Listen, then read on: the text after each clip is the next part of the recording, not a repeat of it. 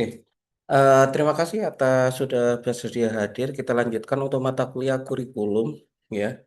Kalau sebelumnya kita sudah membahas terkait tentang kecakapan abad 21 dan kayaknya di pembelajaran. Kemudian untuk kali ini kita akan membahas terkait tentang kompetensi matematika di SMP atau SMA, baik itu penjabaran materi dan pemecahan masalah. Karena memang dari adik-adik ini profil lulusannya nanti kan kita fokuskan pada SMP dan SMA, bukan pada tingkat di bawahnya, yaitu di SD atau sederajat seperti itu. Maksud dari kompetensi matematika ini seperti apa? Monggo ini akan disampaikan oleh yang presentasi dalam hal ini ada Najwa sama Selin. Monggo dipersilakan.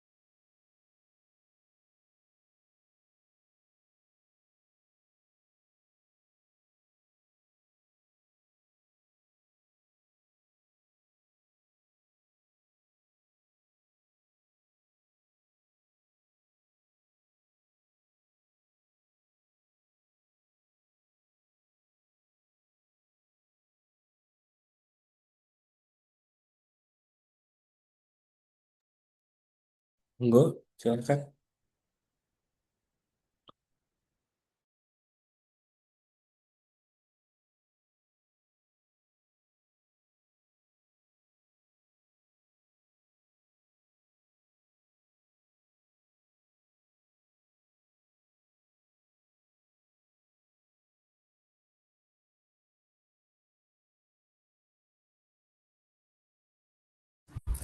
Ah,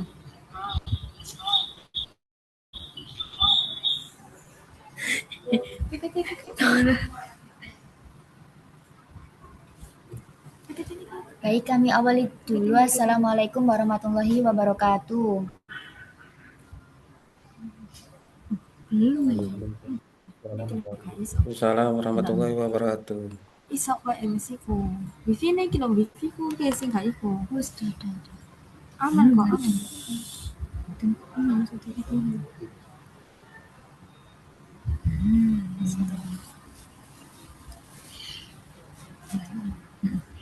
Kami awali dulu. Assalamualaikum warahmatullahi wabarakatuh. Waalaikumsalam warahmatullahi wabarakatuh. Di sini kami akan menjelaskan mengenai kompetensi matematika SMP pada jenjang SMP atau SMA, penjabaran materi dan pemecahan masalah yang akan disampaikan oleh saya Fikriatun Najwa dan Saya Marcelin Karisma Putri Aji. kompetensi matematika SMP SMA dalam kurikulum Indonesia. Kompetensi matematika dalam konteks pendidikan di Indonesia merujuk pada standar yang telah ditetapkan oleh pemerintah melalui kurikulum nasional. Dalam kurikulum merdeka, standar kompetensi matematika SMP atau SMA ditetapkan dalam bentuk capaian pembelajaran atau CP yang dikelompokkan sebagai berikut. Yang pertama ada fase D meliputi jenjang SMP yaitu pada kelas 7 sampai kelas 9. Yang kedua ada fase E dan fase F meliputi jenjang SMA kelas 10 sampai dengan kelas 12. Menurut Foster tahun 2023 dalam The Curriculum Journal, kurikulum matematika perlu menyusun rancangan pembelajaran yang tidak hanya bergantung pada strategi domain umum, tetapi juga strategi domain spesifik yang disesuaikan dengan konten matematika tertentu. matematika tingkat SMP SMA memuat 5 domain utama yang saling berkaitan. Antara lain yang pertama itu ada bilangan, kemudian yang kedua ada aljabar, yang ketiga itu ada pengukuran dan geometri, yang keempat ada analisis data dan peluang, yang kelima kalkulus khusus SMA.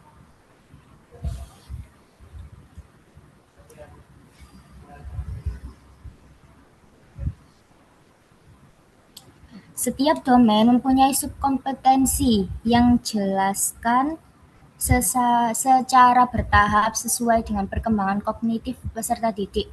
Itu menurut Journal of Research in Science, Mathematics and Technology Education tahun 2023.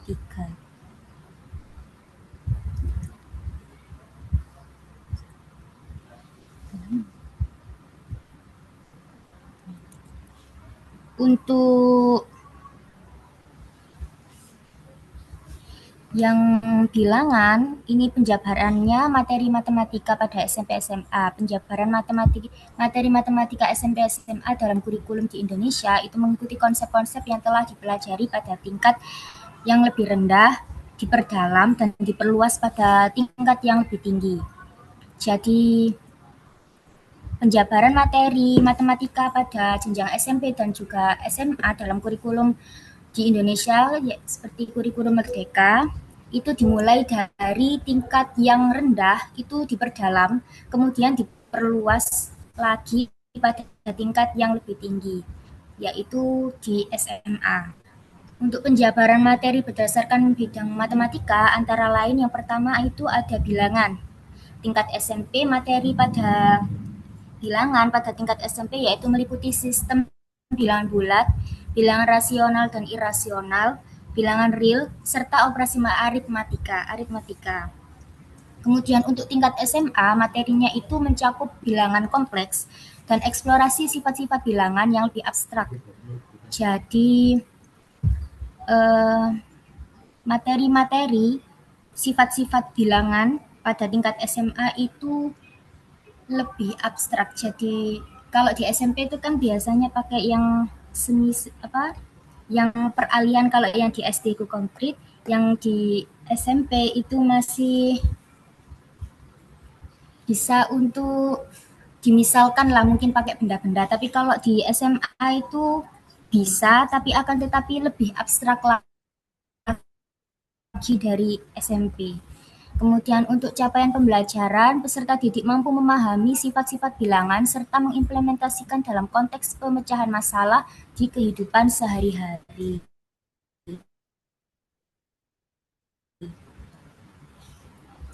Yang kedua ada aljabar. Untuk tingkat SMP, persamaan linear dua variabel, persamaan kuadrat, fungsi, dan pola barisan.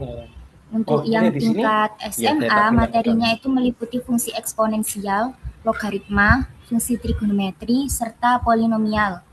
Untuk capaian pembelajaran, menurut penelitian Cohen dan Orenstein tahun 2021 dalam Educational Studies in Mathematics menyatakan bahwa penggunaan masalah nyata yang autentik termasuk masalah berbasis teknologi sangat efektif untuk membantu peserta didik dalam memahami konsep aljabar dan menggabungkannya dengan aplikasi di dunia nyata. Jadi berdasarkan penelitian itu dapat disebutkan bahwasanya penggunaan masalah nyata itu dapat mempermudah siswa untuk memahami suatu materi. Apalagi sekarang itu banyak teknologi-teknologi, dan untuk anak muda juga, untuk siswa di SMP maupun SMA juga sudah tidak asing lagi dengan yang namanya teknologi. Kemudian yang ketiga ada pengukuran dan geometri. Pada tingkat SMP, materinya itu bangun datar dan bangun ruang, transformasi geometri, teorema Pitagoras, serta kesebangunan dan kekongruenan. Pada tingkat SMA itu seperti geometri analitik, vektor, dan trigonometri tingkat lanjut. Capaian pembelajarannya bersampu dalam mengasah kemampuan berpikir visual dan spasial. Yang keempat ada analisis data dan peluang. Pada tingkat SMP, materi Materinya berupa pengumpulan, penyajian dan analisis data, serta pemusatan dan penyebaran data, serta pengantar peluang. Tingkat SMA, materinya berupa distribusi data, korelasi regresi, dan peluang bersyarat. Menurut penelitian di International Journal of Trends in Mathematics Education Research atau ITJTMER menyatakan bahwa kemampuan literasi matematika peserta didik Indonesia dalam konteks analisis data masih tergolong rendah, sehingga dibutuhkan penguatan materi statistika secara lebih kontekstual.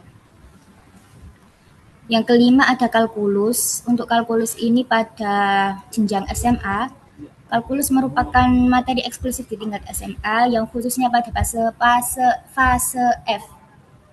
Materinya itu berupa limit fungsi, turunan dan aplikasinya, serta integral.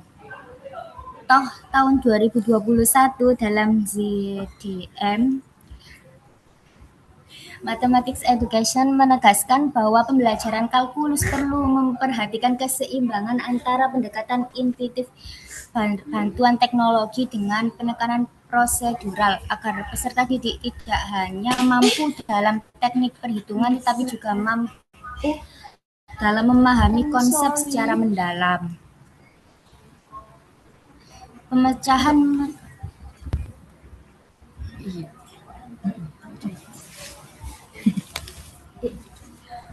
Selanjutnya, pemecahan masalah sebagai inti kompetensi matematika. Pemecahan masalah atau problem solving merupakan salah satu komponen inti dalam kompetensi matematika yang diakui secara universal. Lil Jedal dan Chai 2021 dalam ZDM Mathematics Education menunjukkan bahwa pemecahan masalah dan pengajuan masalah atau problem solving telah lama menjadi pusat perhatian komunitas pendidikan matematika karena keduanya melatih kemampuan berpikir tingkat tinggi peserta didik. Dalam konteks kurikulum Indonesia, kemampuan pemecahan masalah tercantum dalam capaian pembelajaran yang mewajibkan peserta didik mampu mengidentifikasi, memformulasikan, dan menyelesaikan masalah matematika dalam berbagai konteks. Jadi siswa itu dikasih soal dan diharapkan bisa mengidentifikasi masalah, misalnya menyebutkan apa yang diketahui di soal, kemudian menuliskan apa yang ditanyakan di soal, selanjutnya penyelesaian soal.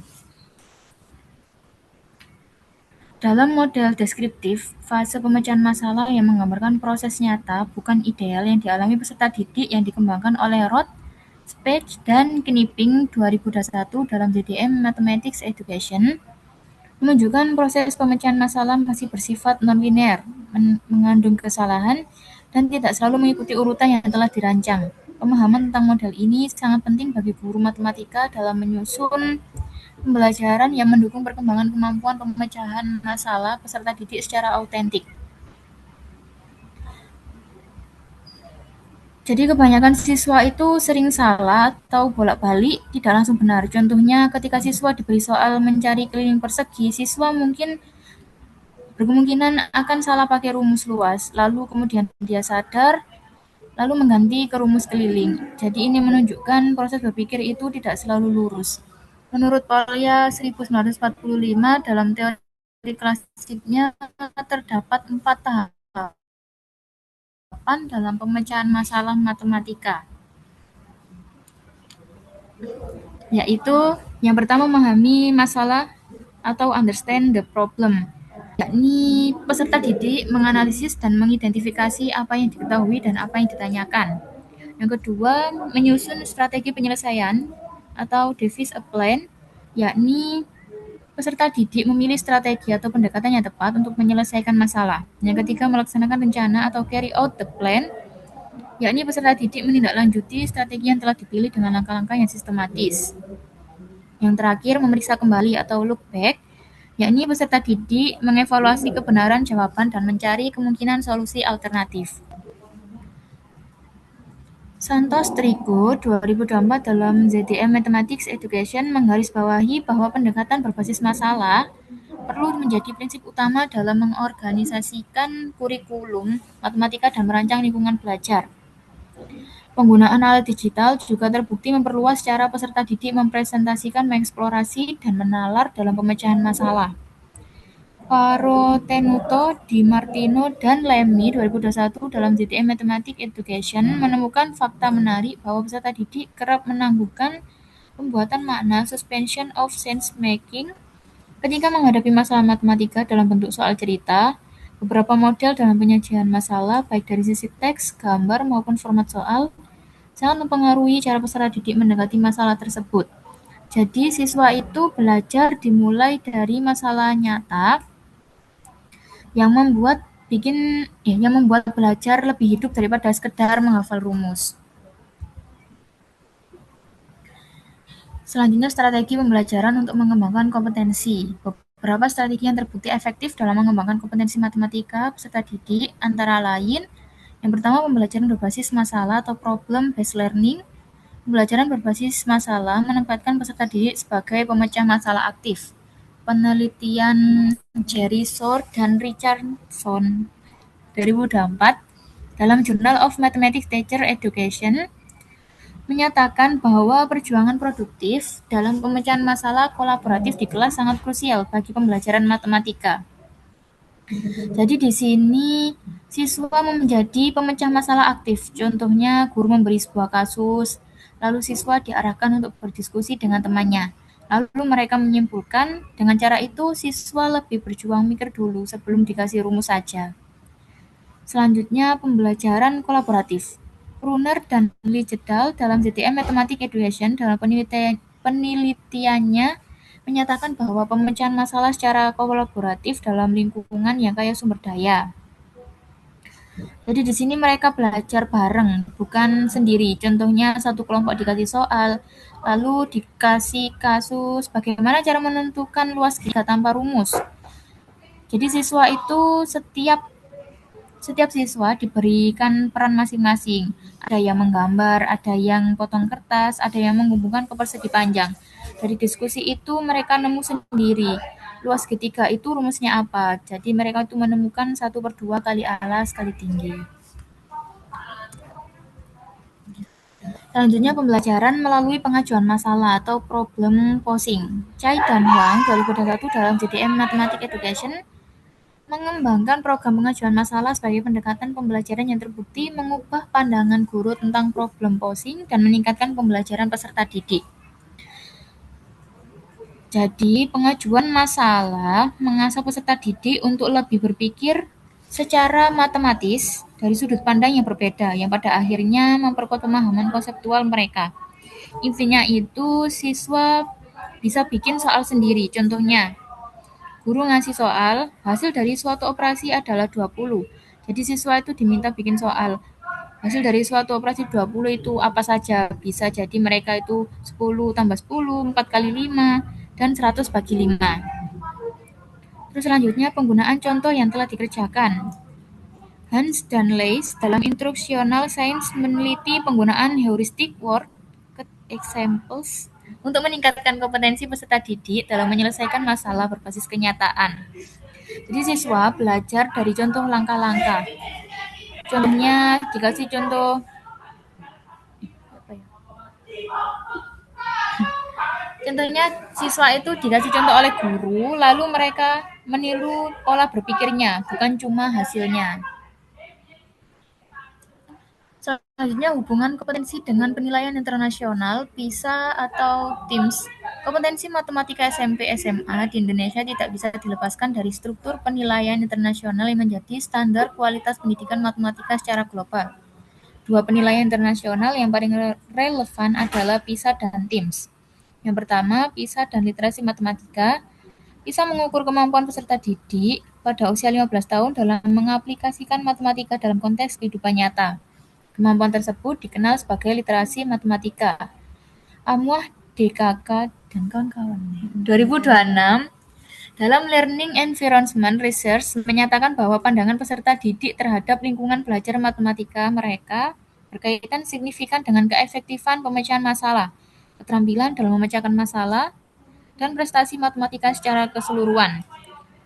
Jadi PISA itu contohnya kalau soal biasa hanya meminta menghitung 12 kali 15. Nah, soal PISA itu bisa mengemasnya dalam bentuk cerita sehingga siswa harus memahami konteks dulu, baru menyelesaikan. Jadi yang dinilai bukan hanya hitungan, tapi cara berpikirnya. Yang kedua, TIMSS dan kemampuan matematika. TIMSS mengukur kemampuan matematika dan sains peserta didik kelas 4 dan 8. Penilaian TIMSS meliputi bidang materi matematika, yakni bilangan, aljabar, geometri, data, dan peluang, dan bidang kognitif, yakni mengetahui, menerapkan, dan menalar. Hasil TIMSS secara konsisten menyatakan bahwa kemampuan peserta didik Indonesia dalam penalaran reasoning masih sangat perlu ditingkatkan lagi. Penelitian Foster 2023 menyatakan bahwa kurikulum matematika perlu menyusun pembelajaran yang secara jelas meningkatkan strategi pemecahan masalah lebih spesifik. Jika soal biasa itu hanya meminta menghitung luas, tapi soal TIMSS menuntut siswa untuk menganalisis dan memberikan alasan. Jadi yang diukur bukan hanya hasil, tetapi juga kemampuan penalaran.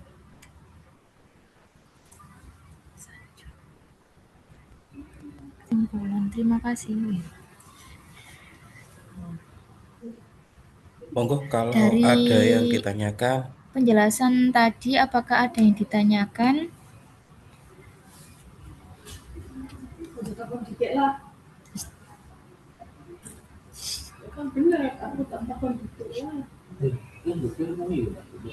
Enggak.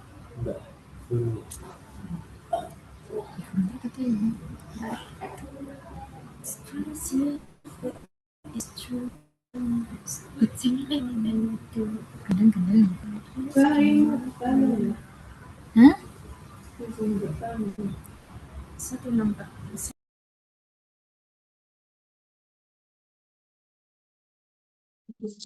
Izin bertanya, Mbak Selin.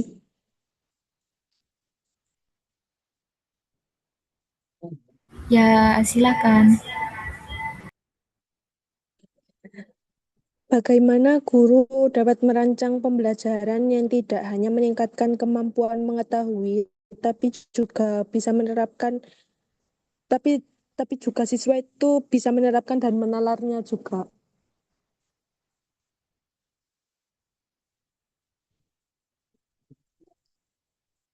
Baik, untuk pertanyaannya kami tampung. Baik,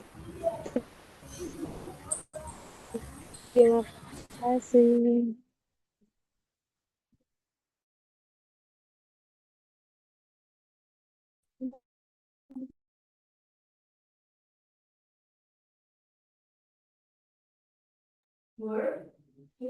Monggo kalau ada yang ditanyakan lagi selain dari Nanda.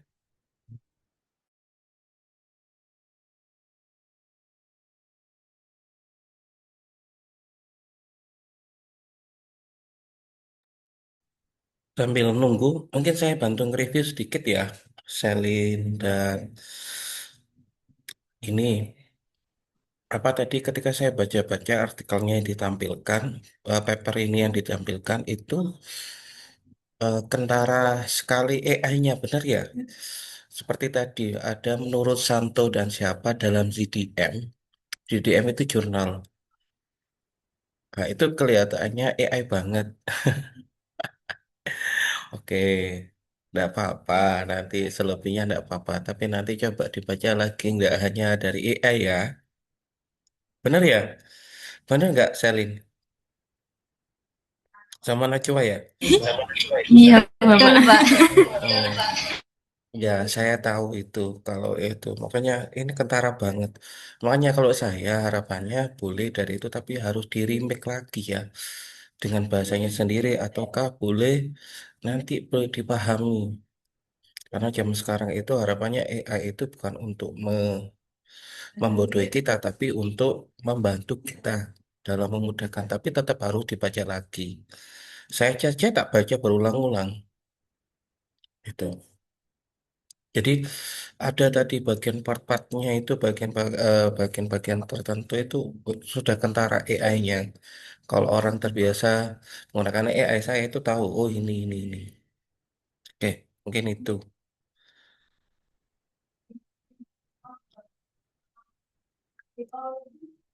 Silahkan. Kalau ada yang ditanyakan lagi dari teman-teman lainnya.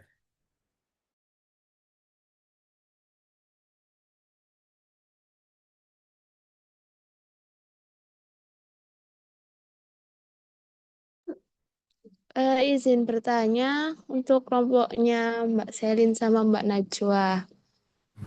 Ya, silakan.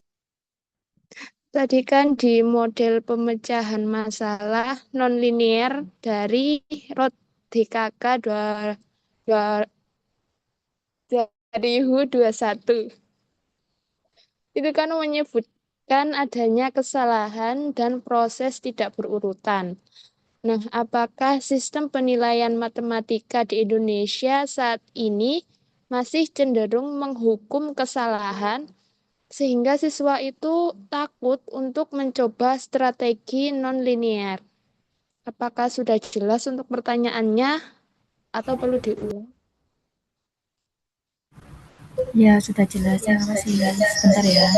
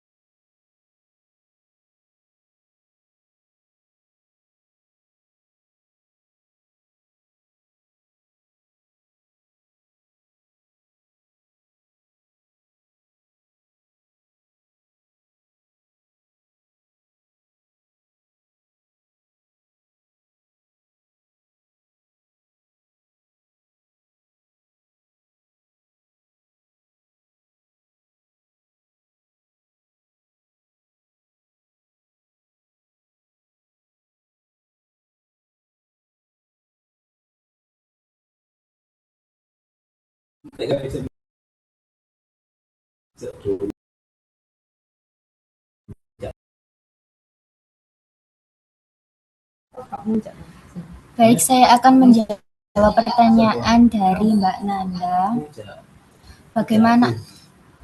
Bagaimana guru dapat merancang pembelajaran yang tidak hanya meningkatkan kemampuan mengetahui, tetapi juga menerapkan dan juga menalar. Untuk merancang pembelajaran, untuk merancang pembelajaran yang mencakup ranah kognitif dari yang sekedar tahu, kemudian ada yang menerapkan, itu guru dapat menerapkan beberapa strategi pembelajaran. Ini berdasarkan teori taksonomi Bloom yang direvisi oleh Anderson dan Cradwell. Strategi praktis yang dapat diterapkan itu yang pertama ada PBL atau Problem Based Learning. Pada pembelajaran berbasis masalah menuntut siswa untuk tidak hanya menghafal suatu teori, akan tetapi juga dalam menggunakan dan juga memecahkan kasus nyata dari soal yang telah disediakan. Untuk mengetahui sendiri, siswa itu mencari informasi dasar mengenai masalah dari soal yang telah diberikan oleh guru.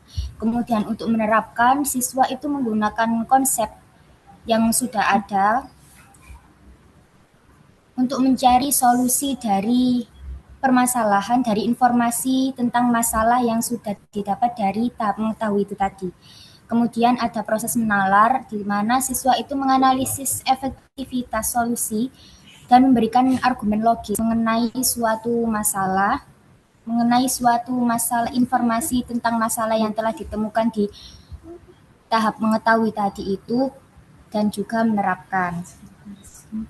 Kemudian yang kedua itu dapat menggunakan pertanyaan pemantik.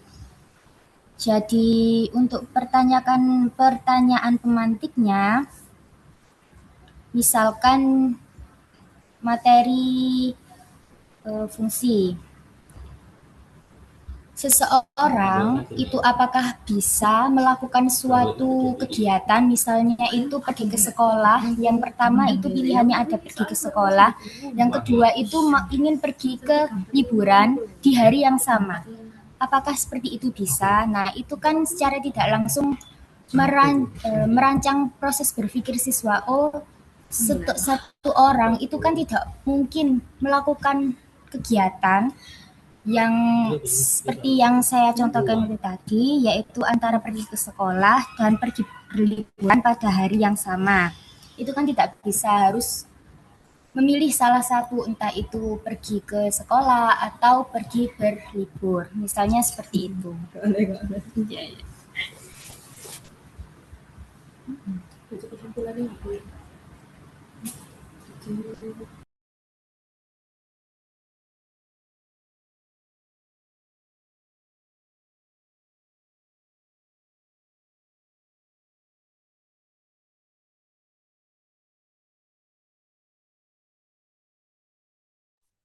Iya, iya.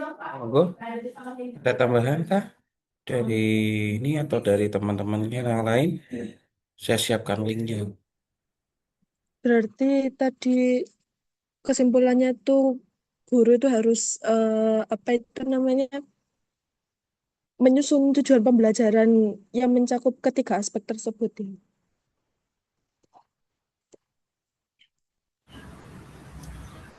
Iya, betul. Baik, terima kasih jawabannya. Sama-sama.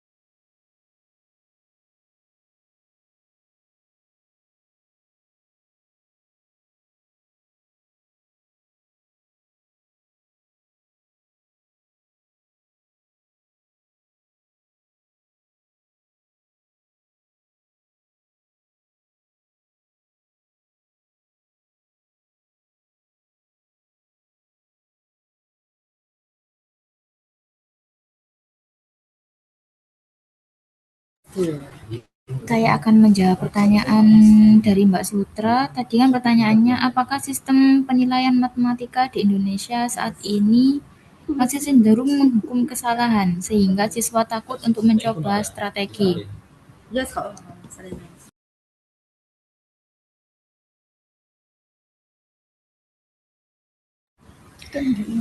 Memang iya, sebagian sistem penilaian di Indonesia itu masih cenderung menghukum kesalahan, karena fokusnya sering ke jawaban akhir, bukan proses berpikir.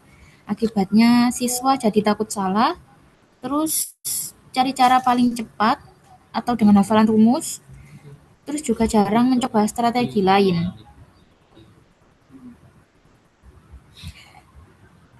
Nah, kan model non-linear itu siswa boleh coba-coba, boleh salah dulu, terus boleh ganti strategi.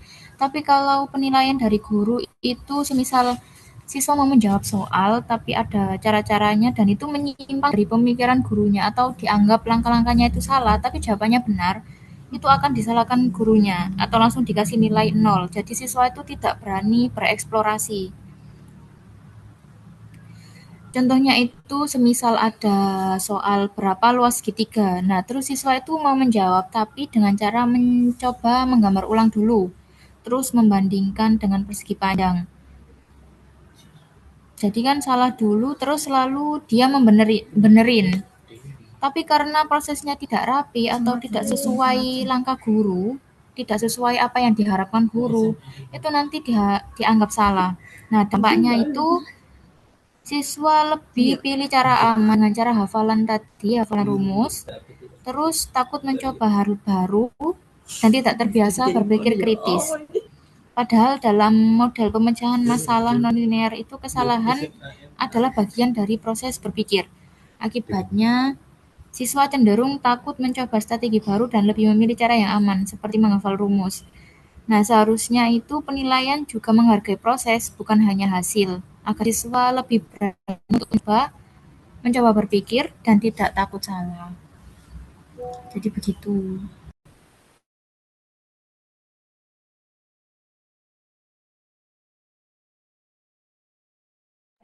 Tambahan dari saya. Saya sedikit setuju untuk jawabannya. Setuju lah. Saya setuju dengan jawabannya. Makanya kan kemarin itu kita lihat sendiri bahwasannya kalau dari sekarang nasional dulu, bahwasannya kalau tes-tes itu pada umumnya kan hanya soal pilihan ganda ya. Tapi sekarang itu sudah semacam ada AKM, ada PKA, kemudian dan itu tidak hanya pilihan ganda saja, ada juga pilihan ganda kompleks, benar, salah, dan lain sebagainya. Jadi di situ sudah mulai kentara untuk ini, karena di situ juga nanti kelihatan proses berpikir dari siswanya, meskipun memang tidak 100%. Misalnya itu terkentara ketika untuk asesmennya atau soal evaluasinya itu berupa eh, isian baik isian singkat maupun isian panjang, terutama isian panjang. Tapi kalau isian panjang itu tidak efektif juga untuk penilaiannya. Misalkan kayak dimasuk PTN atau TKA itu kalau isian kemudian nanti penilaiannya bagaimana, yang nilai bagaimana, pasti sangat lama dan itu nanti khawatirnya subjektif itu. Itu. Jadi agak kesulitan juga. Tapi eh, dari pemerintah sudah mulai ada namanya perbaikan, yaitu ada namanya perstati pilihan ganda kompleks. Jadi jawaban lebih dari satu, kemudian benar salah, dan seterusnya. Itu. Kalau implementasi di dalam pembelajaran sehari-hari, eh, apa kita lihat dari guru-guru itu kan kalau matematika pada umumnya masih tetap pakai menggunakan uraian itu. Nah, itu sudah bagus, jadi tidak fokus pada jawaban akhir dan penilaiannya juga dari langkah-langkahnya. Itu juga perlu dinilai proses berpikirnya. Itu. Itu dari saya. Habis ini kita beralih ke link berikutnya ya. Ini kurang 1 menit. Bentar ya. Ditunggu sampai selesai dulu.